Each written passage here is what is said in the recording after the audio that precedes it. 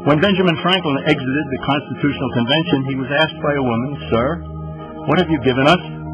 His immediate response was, "A republic, ma'am, if you can keep it." Yet most Americans today have been persuaded that our nation's governmental system is a democracy and not a republic. The difference between these two is essential in understanding Americanism and the American system. Before we discuss political systems, however, it's helpful to address the confusion that has been spread about the political spectrum. Many have been led to believe that the political spectrum places groups such as communists on the far left, fascists or dictators on the far right, and political moderates or centrists in the middle. However, a more accurate political spectrum will show government having zero power on the far right to having 100% power on the far left. At the extreme right, there is no government. The extreme left features total government under such labels as communism, socialism, Nazism, fascism, princes, potentates, dictators, kings, any form of total government.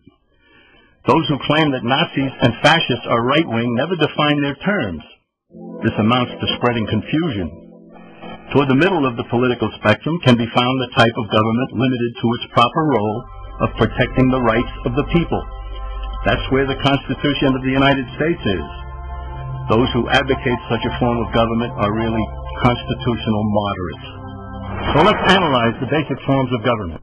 They are monarchy or dictatorship ruled by one, oligarchy ruled by a few, democracy ruled by a majority, republic ruled by law, and anarchy, which is ruled by no one. In discussing these five, we'll see that they can be narrowed down to even fewer.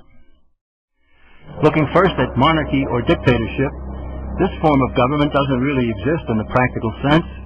It's always a group that puts one of its members up front. A king has his council of nobles or earls, and every dictator has his bureaucrats or commissars, the men behind the scenes. This isn't ruled by one, even though one person may be the visible leader. It's ruled by a group. So let's eliminate monarchy, dictatorship, because it never truly exists. Oligarchy, which is ruled by a group, is the most common form of government in all history, and it is the most common form of government today. Most of the nations of the world are ruled by a powerful few, and therefore oligarchy remains. At the other end, we find anarchy, which means without government. Some people have looked over history and found that many of its worst crimes were committed by governments, so they decided that having no government might be a good idea. But this is a mistake, because as the ancient Greeks stated, without law there can be no freedom. Our founding fathers agreed and held that some amount of government is a necessary force in any civilized, orderly society. In a state of anarchy, however, everyone has to guard life, liberty, and property, and the lives of family members. Everyone must be armed, and movement is severely restricted because one's property has to be protected at all times. Civilized people have always hired someone to do the guarding, a sheriff, a police force, or some branch of government. Once law enforcement was in place, the people were freer. They could leave their property, work in the fields, and so on. In short, the proper amount of government makes everyone freer. There are some who advocate anarchy, however, not because they want no government, but because they don't like what they have. They use anarchy as a tool for revolutionary change. The condition of anarchy is very much like a vacuum where something rushes in to fill it. These calculating anarchists work to break down the existing government with rioting, killing, looting, and terrorism. Tragically, the people living in such chaos often go to those best able to put an end to it and beg them to take over and restore order. And who is best able to put an end to the chaos? The very people who started it. The anarchists who created the problem then create a government run by them, an oligarchy, where they have total power. This is exactly what happened in Russia that led to Lenin taking total power, and in Germany where Hitler's brown shirts created the chaos that brought him to power. But anarchy isn't a stable form of government. It's a quick transition from something that exists to something desired by the power-hungry. It's a temporary condition, and because it isn't permanent, we eliminate it as well. The word democracy comes from two Greek words, demos, meaning people, and kratein, meaning to rule. Democracy, therefore, means the rule of the people, majority rule. This, of course, sounds good, but suppose the majority decides to take away one's home, or business, or children. Obviously, there has to be a limit. The flaw in democracy is that the majority isn't restrained. If more than half the people can be persuaded to want something in a democracy, they rule. What about republic? Well, that comes from the Latin, res meaning thing, and publica meaning public. It means the public thing, the law. A true republic is one where the government is limited by law, leaving the people alone. America's founders had a clean slate to write on. They could have set up an oligarchy. In fact, there were some who wanted George Washington to be their king. But the founding fathers knew history, and they chose to give us the rule of law in a republic, not the rule of a majority in a democracy. Why? Let's demonstrate the difference in the setting of the Old West. Consider a lynch mob in a democracy. 35 horseback riders chase one lone gunman. They catch him, and they vote 35 to 1 to hang him. Democracy has triumphed, and there's one less gunman to contend with. Now consider the same scenario in a republic.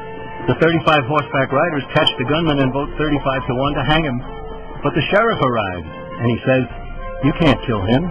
He's got his right to a fair trial." So they take the gunman back to town. A jury of his peers is selected, and they hear the evidence and the defense, and they decide if he shall hang. Does the jury even decide by majority rule? No, it has to be unanimous, or he goes free. The rights of the gunman aren't subject to majority rule, but to the law. This is the essence of a republic. Many Americans would be surprised to learn that the word democracy does not appear in the Declaration of Independence or the U.S. Constitution, nor does it appear in any of the constitutions of the 50 states. The founders did everything they could to keep us from having a democracy. James Madison, rightly known as the father of the Constitution, wrote in essay number 10 of the Federalist Papers, "Democracies have ever been spectacles of turbulence and contention, have ever been found incompatible with personal security or the rights of property, and have in general been as short in their lives as they have been violent in their deaths." Alexander Hamilton agreed, and he stated, "We are a republican government. Real liberty is never found in despotism or in the extremes of democracy." Samuel Adams, a signer of the Declaration of Independence, stated, "Democracy never lasts long. It soon wastes, exhausts, and murders itself." The founders had good reason to look upon democracy with contempt, because they knew that the democracies in the early Greek city-states produced some of the wildest excesses of government imaginable. In every case, they ended up with mob rule, then anarchy, and finally tyranny under an oligarchy. During that period in Greece, there was a man named Solon, who urged creation of a fixed body of law not subject to majority whims. But where the Greeks never adopted Solon's wise counsel, the Romans did. Based on what they knew of Solon's laws, they created the 12 tables of the Roman law, and in effect built a republic that limited government power and left the people alone. Since government was limited, the people were free to produce, with the understanding that they could keep the fruits of their labor. In time, Rome became wealthy and the envy of the world. In the midst of plenty, however, the Roman people forgot what freedom entailed. They forgot that the essence of freedom is the proper limitation of government. When government power grows, people freedom recedes.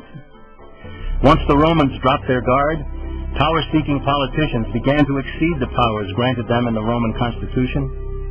Some learned that they could elect politicians who would use government power to take property from some and give it to others. Agriculture subsidies were introduced, followed by housing and welfare programs. Inevitably, taxes rose and controls over the private sector were imposed. Soon, a number of Rome's producers could no longer make ends meet, and they went on the dole.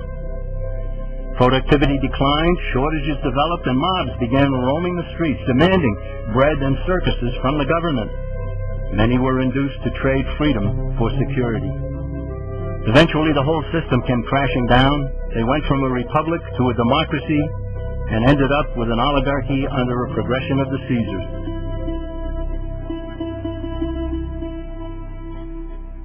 Thus, democracy itself is not a stable form of government.